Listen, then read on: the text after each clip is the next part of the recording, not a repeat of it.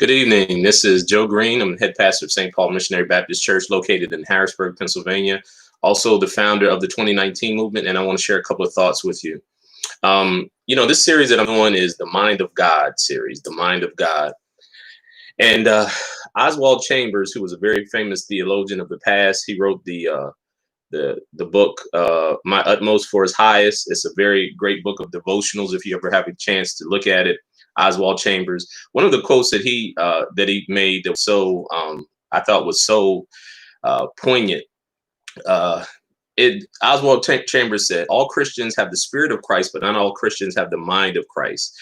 And I would say the mind of God. And Philippians 2 says, "Let this mind be in you, which was also in Christ Jesus." Amos 3 verse 3 says, "Can two walk together unless they agree?" And so I want to talk about a couple of things as it pertains to what's going on in the world right now. And I want to do it from, of course, I'm going to do it from a biblical perspective, being a pastor. But more importantly, I just want to do it from a kind of a wisdom and discernment type of thing.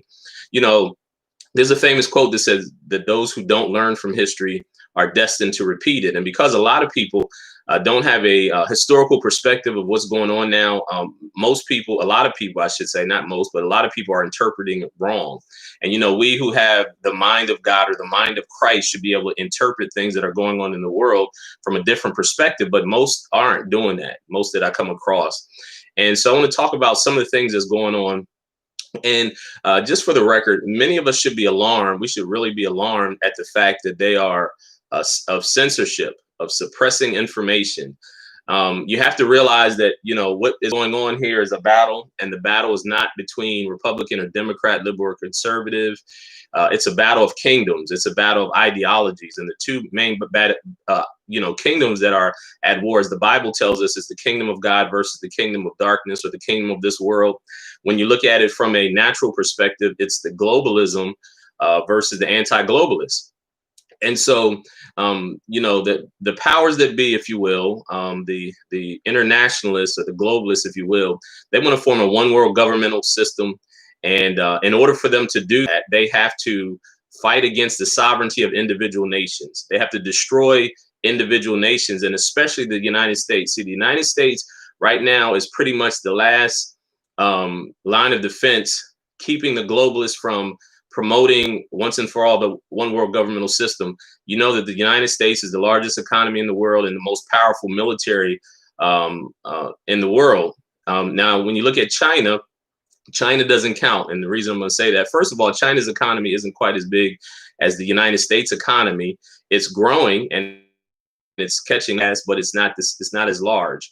And part of China's wealth comes from gleaning off the United States economy. We are huge consumers, and a lot of the companies that outsource their products from China, most of the money comes from the United States and us purchasing products that were made in China. So China, a lot of their wealth comes from the United States. They're also buying up and investing in a lot of United States and a lot of the ports, et cetera, et cetera. And they're trying to buy out a lot of United States companies, but that's a whole nother talk. But when you understand the globalists and the idea behind the globalists, the United States is the last, stronghold that's keeping that from being implemented. Once the United States falls, then it will be much easier for the globalists to implement their one world governmental system. The New World Order, as it tells you on the back of your money, if you get a chance and look in the back of your money, it says Novus Ordo Seclorum. That means a New World Order, and that's their ultimate goal. And so when you start off with that idea and understanding of that is their ultimate goal, and then you see what's happening in America, you have to understand that the battle is between ideologies, globalism versus not globalism. And so you have to start looking at it from that perspective. Now, to take it a step further, the media is primarily owned by those who have globalist ideologies. I'm going to say that again. The media is owned primarily by those who have globalist ideologies. And so when you understand that 90+% of all mainstream media is owned by 6 companies, and these multinational companies, the people behind the scenes in these companies have a globalist ideology. They're all part of these secret societies, the Bilderberg Group, the Council on Foreign Relations, the Trilateral Commission, and some of these other organizations that you may be familiar with, but they all have a globalist mindset and a globalist agenda. One of the things, too, I'd like to take a side note when I talk about African Americans or Black America. It's always amazing to me that African Americans, a lot of them that are supposedly like pro-black or woke, as they call it, they they always talk about white supremacy. And for those of you who may not be familiar with the term white supremacy, I'll define it for you. And I'm saying I'm not an adherent to white supremacy. If you get a chance, subscribe to my channel and look through some of my other videos. And I go and not only describe white supremacy, but I describe, my views in opposition to the popular opinion of what white supremacy is all about. But anyway, white supremacy is the belief that white people are superior to those other races and thus should dominate them. The belief favors the maintenance and defense of white power and privilege. White supremacy has roots in the now discredited doctrine of scientific racism and was a key justification for colonialism. So when you look at when Europe colonized Africa and Australia and even North America, it was this idea of white supremacy, that the white culture was had supremacy over African and native cultures, and so they believed that they were doing a favor by colonizing and teaching their culture to these other tribes, other ethnicities, if you will. But anyway, that was the past. White supremacy, colonialism, and all these other things. Legal scholar Francis Lee Ainsley describes white supremacy as follows. By white supremacy, I do not mean to allude only to self-conscious racism or white supremacist hate groups. I refer instead to a political, economic, and cultural system in which whites overwhelmingly control power and material resources. Conscious and unconscious ideas of white superiority and entitlement are widespread, and relations of white dominance and non-white subordination are daily reenacted across a broad array of institutions and social settings. Now, a lot of people will say that they're against, a lot of black people, supposedly they will try to shine the light on white supremacy, the pro-black people, the woke people, if you will, and how they recognize or identify white supremacy. However, what I would say to them is those same people still, their opinions line up with mainstream media, whether it's in regards to President Trump or whether it's in regards to conservative values and right, people that are on the right or conservatives. Their opinion lines up exactly with mainstream media. Now, if you believe in white supremacy and what it represents, and you believe it's alive and well, and it's the dominant culture and it dominates the other cultures, you also would have to believe that those who own mainstream media would be part of white supremacy. Now, if you believe that they own white supremacy and their job is to dominate the other races, especially black people, how is it that anyone would believe that those who you define as white supremacy are actually telling you the truth? Because there's a long history of the media being used, especially in African Americans, to portray African Americans in a negative light. And I'm going to talk about the history of that, because that's not a new thing. You have to understand that the media is actually a tool of globalism. It's a tool of the globalist ideology, and ultimately, mainstream media has become increasingly anti-Christ and anti-God, because they stand for the principles that contradict the Bible. Now, they'll focus on secondary issues, but the primary issues, the issues of life and different things like that, they contradict or they go against it. So if we believe in white supremacy, we would have to believe that white supremacy owns mainstream media, and therefore we would have to, hey, how you doing? Good evening, good evening. We would also have to believe that they would not tell things to people of color to empower them, but to keep them suppressed or oppressed, I should say. But anyway, let's look at the history. And what I'm talking about here, I'm talking about how important it is for us to understand how dangerous it is what is happening in mainstream media, and even with the tech companies, with social media platforms like, all the social media platforms that are, blocking or banning people from it. They're suppressing free speech. You can't say certain things. If you say certain things on these social media platforms, you'll get blocked or banned. And these are all things that are very dangerous. And when you understand it from a historical perspective, the problem is a lot of people, because it may be a view or an opinion that they disagree with, they're okay with them those opinions being suppressed. But you have to recognize that it's very important. Hey, Charlene Mars, good to see you. You have to understand that one of the first steps to tyranny is taking over the media and using the media to promote certain narratives. And so anyway, let's talk about this from a historical standpoint. media manipulation. One of the first places that this was perfected was in Nazi Germany. So in Nazi Germany, they had what was called the Ministry of Propaganda. And propaganda was a tool that was used through the media and the press to promote the ideas that helped to engineer popular opinion.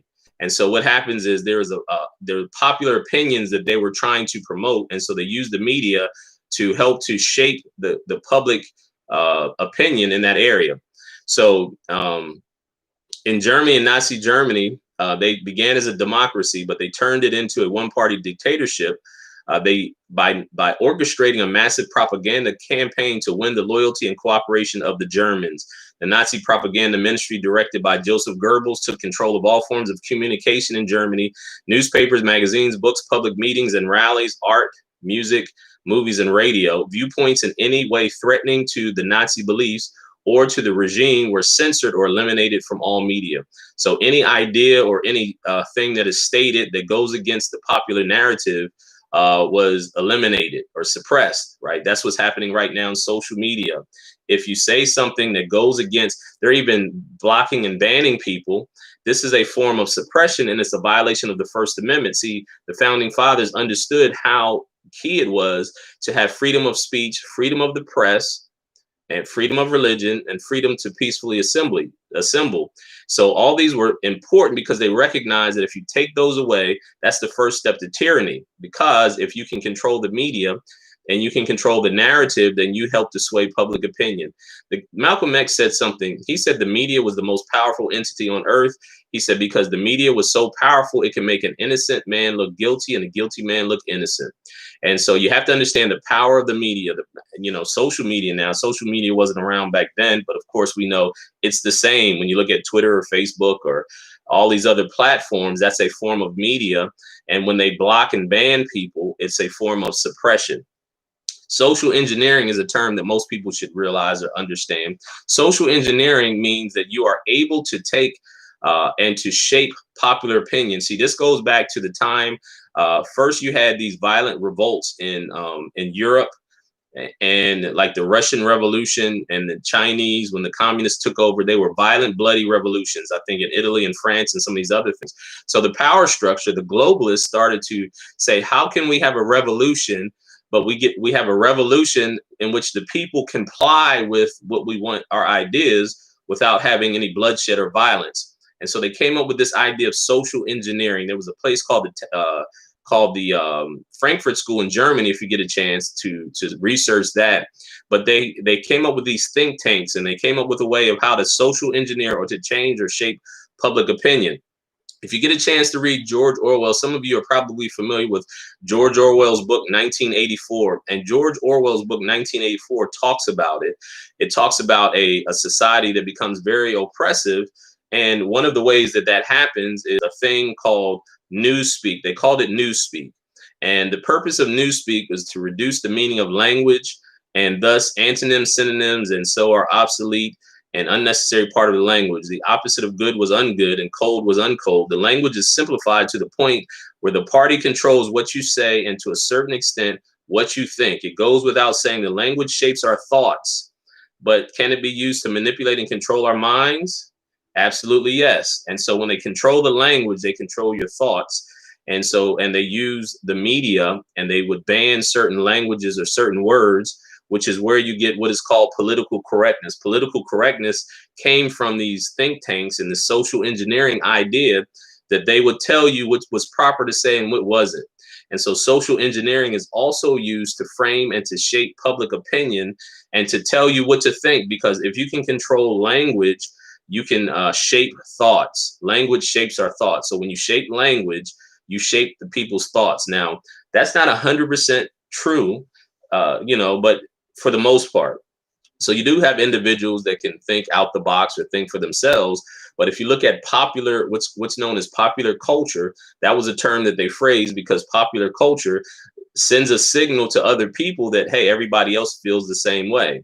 And so, they control language through controlling the media, political correctness, and all these other things. And the term political correctness, which is something you hear a lot, political correctness appeared in Marxist-Leninist Leninist vocabulary following the Russian Revolution of 1917. At the time, it was used to describe adherence to the policies and principles of the Communist Party of the Soviet Union. And during the 70s and 80s, the term began to be used by liberal politicians to refer to extremism or of some issues, particularly regarding what was perceived as an emphasis on rhetoric over content. And so now political correctness is something that's used to stifle people's opinion. So, for instance, if you believe that marriage should be between a man and a woman, they'll say that that's homophobic. If you believe that, those are terms that they use to say it's not politically correct to say certain things. You can't criticize something like, for instance, someone who was handicapped. They used to say handicapped. Now you can't say handicapped. They'll say that's not politically correct. You have to say that they're challenged in some way. There's a term, and I was a psychology major years ago. And so when you talk about psychology, there's a term when you talk about mental acuity, a term called retardation, right? A person's retarded. It means there's a slowing of their thought processes and they don't process as quickly. But now it's politically incorrect to use that word, but that word is actually a term. It's a real term. People have made it into a negative stigma, but there are people that have, for whatever challenges they have, there's some slowing in their thought processes and their ability to process information. And it was called mental retardation. And now if you say that, they'll say, oh, that's hate speech, but that's a form of, it's called politically correctness. But what it is, it's a way of shaping and framing language to control your thoughts. And so that is a strategy that they've used throughout.